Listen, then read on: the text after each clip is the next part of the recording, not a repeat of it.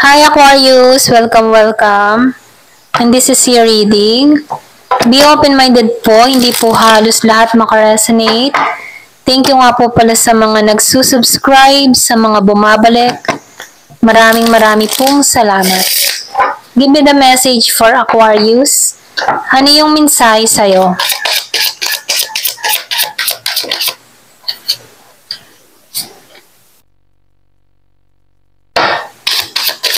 Give me the message for Aquarius. So, nakikitaan ko dito, meron dito pakikipagkasundo. Yung iba sa inyo, merong offer na parating.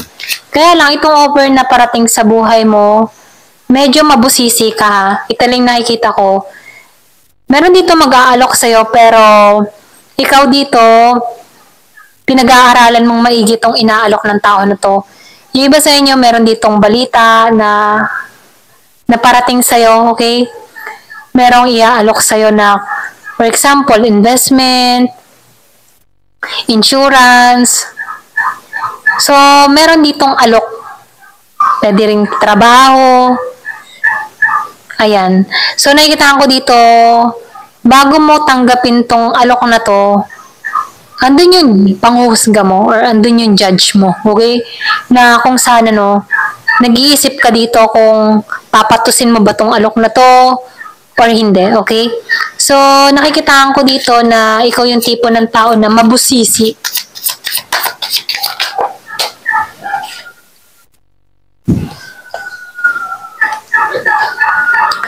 Yung iba naman sa inyo, nakikitaan ko dito, yung parating, kung meron kang ex, okay? Yung iba sa inyo, andun yung emotion ng tao na to. Pwedeng meron tong i-offer sa'yo, okay? Kaya lang dito, sinasabihan ka dito, pairali mo yung emotion mo, yung intuition mo, yung sense mo sa tao na to. Kasi, medyo, mapanlin lang, okay? Ito lang nakikita ko, mapanlin lang to. So, sinasabihan ka dito, mag-ingat ka na huwag kang maisahan ng tao na to. Kasi dito sa damon, meron ditong illusion, deception. So, nakikita ko dito, hindi nagiging totoo. Merong lihim na nakapalob sa tao na to. Meron tong pagtungo sa'yo, may pagkasundo, pero meron siyang lihim, meron siyang motibo. Kaya sinasabihan ko dito, ingat ka sa iaalok ng tao na to. Ito lang nakikita ko, pwedeng ex-lover, ex-friend, or malayong matagal mo ng kaibigan, magpaparamdam. So, nakikita ko dito, merong iaalok.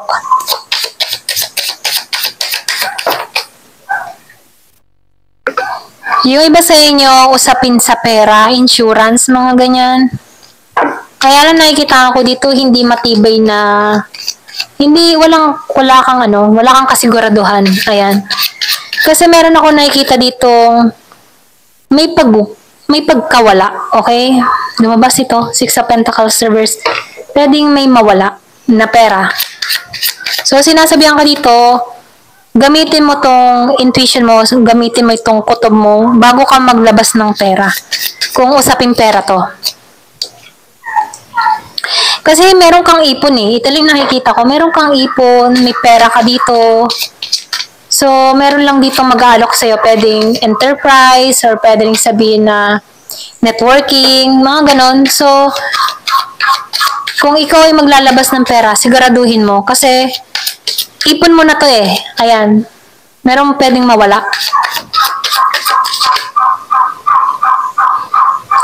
So, nakikita ko dito, marami kang pera din eh. Ito na yung nakikita ko, plus pera.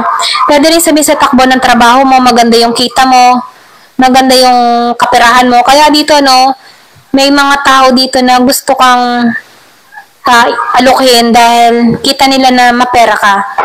So, nakikita ko dito, may ipon ka.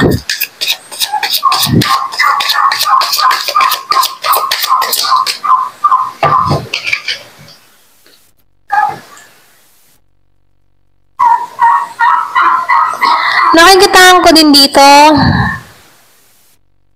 grounded ka din, Ito lang nakikita ko, grounded ka. Yung iba sa inyo, nag-iipon ka para sa future mo. Yung iba naman sa inyo, nakikita ko dito, meron kang na-miss opportunity pagdating sa pag-ibig. Di ba sa inyo pwedeng meron kang nabaliwala na tao, hindi mo napagtuunan ng pansin. So, nakikita ko dito, meron dito na miss opportunity or pwede rin ikaw na miss opportunity ka ng tao na to. Ayan, ito na yung nakikita ko dito.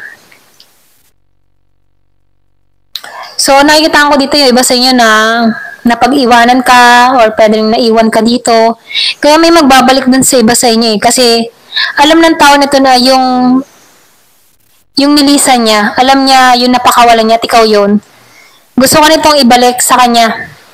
Dahil worth it ka, ganon. Kasi yung iba sa inyo, maganda yung takbo ng kabuhayan mo, kaya worth it ka. May halaga ka. Pagdating sa tao na to. So ngayon ikaw, nagsa-self-care ka, nagsa-self-love ka, alam mo kung paano alagaan yung sarili mo. Kaya dito, no, merong na-miss opportunity or na-miss opportunity ka ng tao na to. Kung meron kang kadiling na Scorpio, Cancer, and Pisces. Nasasaktan to. Siya ngayon na nasasaktan dito kasi pinabayaan ka nito. Ito lang nakikita ko, no, kumbaga may nasasaktan dito or pwede rin ikaw nasasaktan ka dito. Kung sino man tong heartbroken dito. Meron ditong napalampas eh. Okay? Yung iba sa inyo meron kang kadiling na Gemini, Aquarius, and Libra, nasasaktan to. Alam niya yung napalampas niya dahil worth it ka dito. Mahalaga ka dito. Diba? Hawak mo kasi yung tagumpay mo. Ito lang nakikita ko sa'yo. Matagumpay kang tao dito. May savings ka. Meron kang naipon. Meron kang napundar. So, nakikita ko dito na matagumpay kang tao. Meron ditong offer. Yung iba sa inyo, merong iaalok to. Merong regalo na marireceive ka. Yung iba sa inyo, meron tong ibibigay sa'yo. Kung meron kang kadiling na Aries, Leo, Sagittarius, meron kang marireceive sa tao na to. Regalo. So, nakikita ko dito, meron kang inalisan, meron kang tinanggalan, meron kang pagpapasyang ginawa, okay? Ito na yung nakikita ko sa'yo. So, nakikita ko dito, handa ka na sa pagbabago.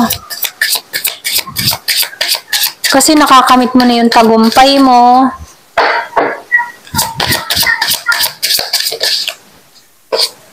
So, nakikita ko dito yung iba sa inyo. Kung meron kang kadiling dito na Aries, Leo, Sagittarius, meron tong regalong ipagkakalab sa'yo. Nagkaroon kayo ng alitan ng tao na to.